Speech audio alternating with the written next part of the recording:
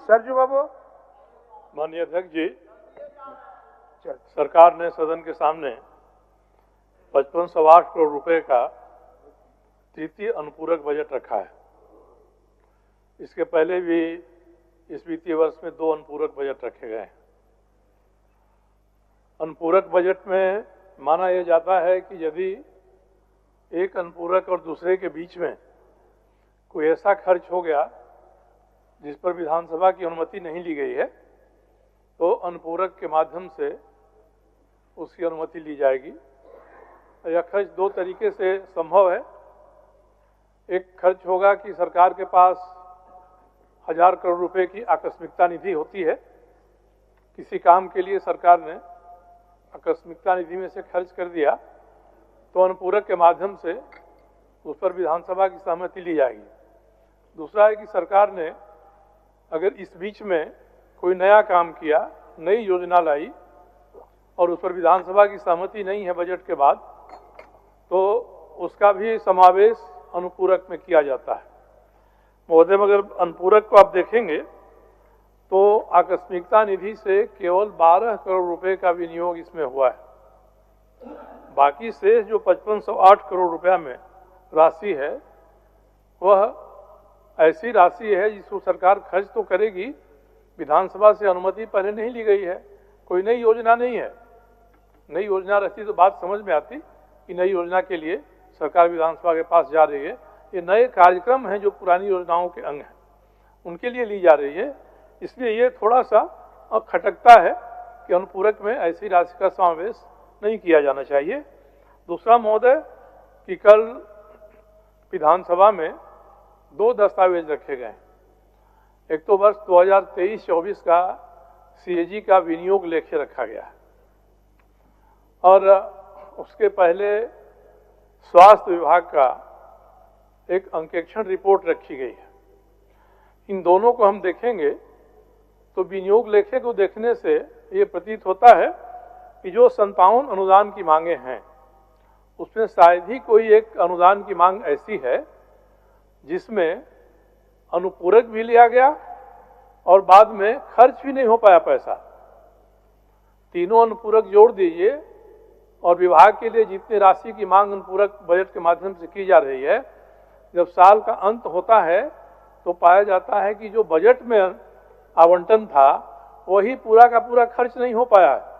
ये प्रायः सभी 57 अनुदान की मांगों के लिए है। तो ऐसे समय में ये लगता है कि हम अगर अनुपूरक पेश कर रहे हैं तो जरा सरकार को अपना खाता वही दुरुस्त कराना चाहिए कि आखिर ऐसा कैसे होता है। महोदय, एक और सूचना है उसी में कि 2023-24 में 268 करोड़ रुपया सरकार ने ऐसा खर्च किया है जिस पर सदन की सहमति नहीं है। उस 268 करोड़ रुपए का जिक्र न प्रथम अनुपूरक में है, न द्वितीय अनुपूरक में है और न तृतीय अनुपूरक में है। पीछे जाएं तो 2001 से 2023 तक 3778 करोड़ रुपया ऐसा व्यय हुआ है जिस पर सदन की सहमति नहीं है। तो माननीय वित्त मंत्री जी, अगर हिसाब किताब देखें अधिकारियों से, तो ये तो आना चाहिए सदन के सामने। माननीय सदन व्यय हो गया सदन की अनुमति के बिना। ठीक ठीक, तो ये इसको करना चाहिए।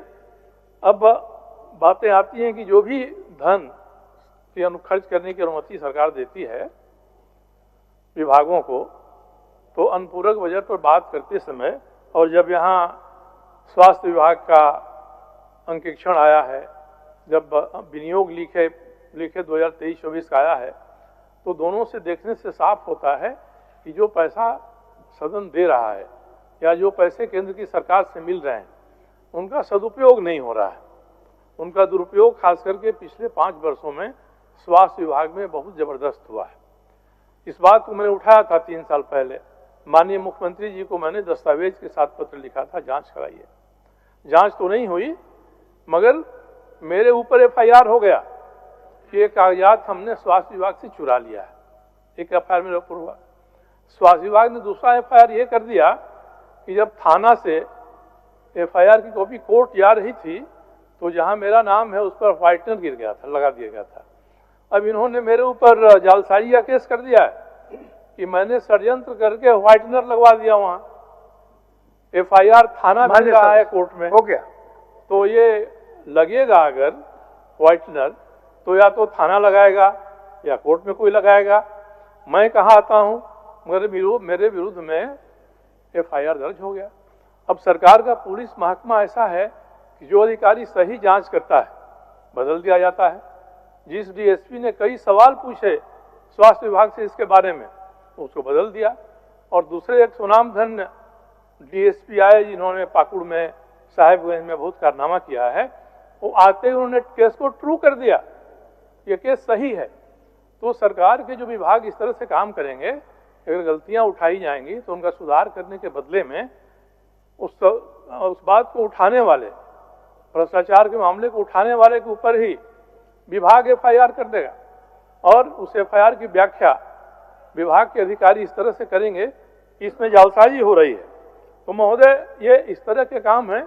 और दूसरा महोदय, केवल एक बात मैं कहना चाहूंगा कि जब बजट सत्र की शुरुआत हुई तो माननीय सभा अध्यक्ष ने सभी अधिकारियों की एक बैठक अपने कक्ष में बुलाई और बड़ी कड़ाई से कहा कि जो माननीय सदस्य प्रश्न पूछते हैं उनका उत्तर सही आना चाहिए।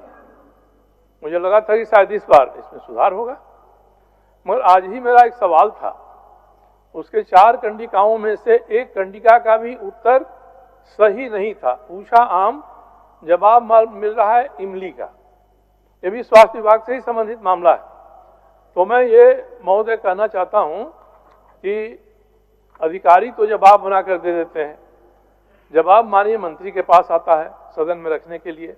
माननीय मंत्री लगता है कि उसकी समीक्षा नहीं करते हैं, जो उत्तर आया है वो प्रासंगिक है कि नहीं है। एक अस्पताल, हो गया, बहुत समय हो गया महोदय, 1 मिनट आ गया बात, 1 मिनट में आ गया आपका बात। 2019 में अस्पताल बनना शुरू हुआ, 5 साल बाद 90% कंप्लीट हो गया। मगर इस बीच में सरकार ने ये नहीं विचार किया कि इतना बड़ा मंगलकालीन अस्पताल बना रहे हैं, मंगलकालीन दीजिए, तो इसके लिए हमको पानी भी चाहिए। पानी नहीं है, मंगलकालीन दीजिए। और पानी के